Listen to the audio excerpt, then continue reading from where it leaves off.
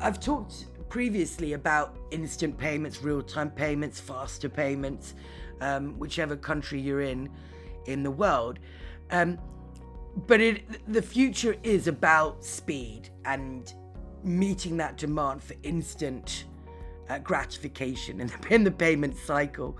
And we know that corporate customers in particular will switch banks if they're not offered the opportunity to use instant payments.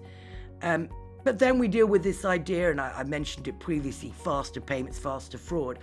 Irritates me slightly because it's not that a real-time payment rail or an instant payment rail is more dangerous. It's just that you've got that 0 to 5 seconds for the transaction to happen end to end, and the payment is irrevocable.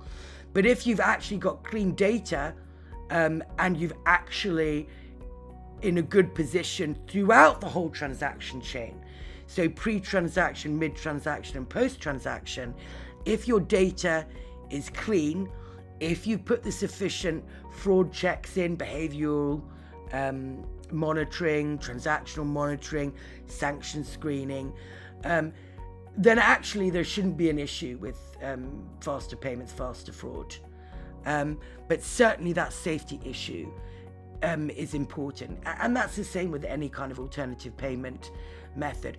But I think pre-verification is really coming front and center, not just because it's part of the SEPA-IN's mandate, but also we've seen it with confirmation of payee in the UK, where we've seen a massive decline in APP fraud as a result. And then we have initiatives such as bank account verification, which is part of the G20, but also part of SWIFT's initiatives to really get front and center or in front of fraud. So it's instant payments, it's leveraging various different fraud capabilities across the whole transaction cycle, and it's about being able to meet customer expectations. It's a competitive world out there, so you better make sure that you're putting your customers front and center and keeping them safe. I think if I think about themes that are really going to make a difference, I think this topic of payments modernisation and SaaS is really important. There are two particular factors that have always been the case that are so much more important at the moment in 2025, given the environment we're facing. And one of those is competitive advantage. You've always wanted to be competitive against the marketplace, but actually now with so many new entrants and so much competition, and with technology changing things, achieving competitive advantage is so much more difficult, but advantageous in terms of the market. And the second is that we've always talked about operational resilience. It was ever thus. But the macro landscape of payments and threats across this globe in 2025 makes operational resilience just so much more front of mind.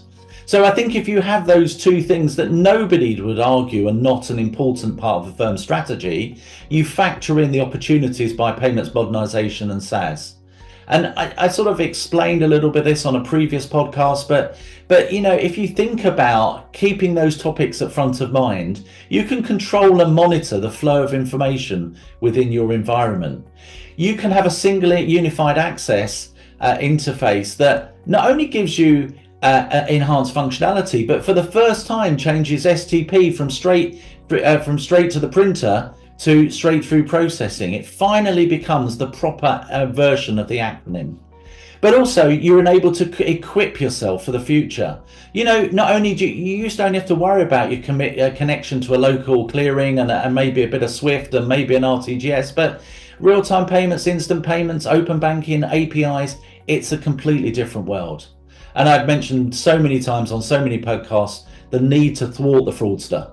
And modernisation of payments and SaaS gives a real opportunity to use and deploy tools to stop the fraudster sipping his or her drink on the beach in Spain. Now, there's a clear benefit in terms of that peace of mind and protection and security. And if you put all these things together, and if you're successful in your endeavours, you've got the opportunity to scale and grow your business. And actually with SaaS and payments modernization, you've got a platform to do that rather than worrying about your own internal legacy infrastructure.